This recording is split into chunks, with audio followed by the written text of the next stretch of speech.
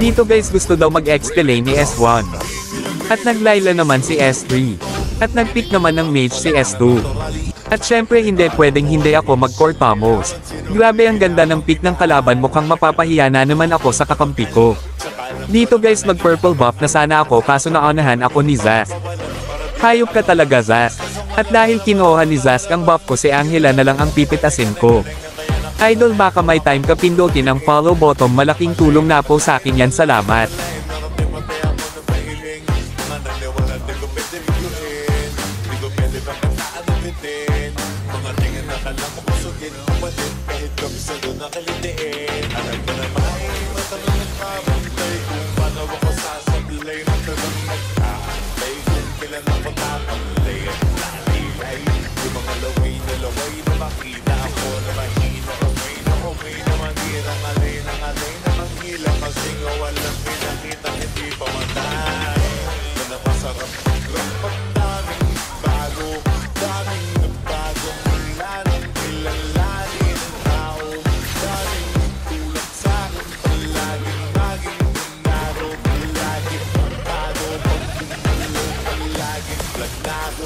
Daming pasabog, kailangan magmalawak yung sakop. Pindodi ng talos, laban, pagdabalot ng takot.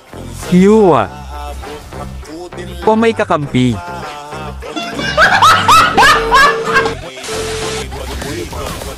Lelo pa kasi.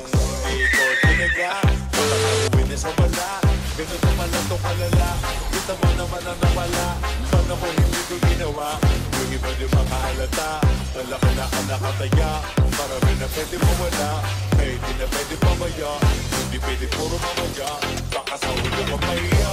Totoo na parang himalalit sumula sa iba pag tinigala, matagal ko din na kinapakadun ko, at di ba na pa yung kalitag doon na kasi binabaan, marami ka nagsusuda, puro kilo sa minuhula, ngayon kita ba na mumu. Buti na lang naaga ko yung Lord, mukhang nangangamoy, panalo na to. Paano masabi? Sa ugali wala pa rin binago, tao pa rin pag umaharap sa tao. Pero pag usapang rampa, iba-iba ko, literal na nabago. Umaabangan sa kuwit na ilalabas na bago.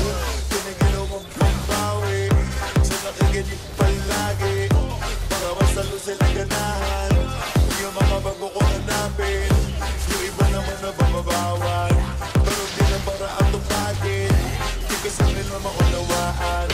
Di mo sa kapit na malalim, kahit pamaano naman naganap ako pa unti-unti. Gumalaw ng pina, hindi maitatanggi. Iba di na laking magpipilami. Anting-anting, galing malay. Kunting na naging kamping sa dami ng hinay. Ako tayo, puting makalay, malaking kantin. Di ba na mahalata na sa pangangin ng lakad? Malalapit lalo na pagkabalik at nabinasa.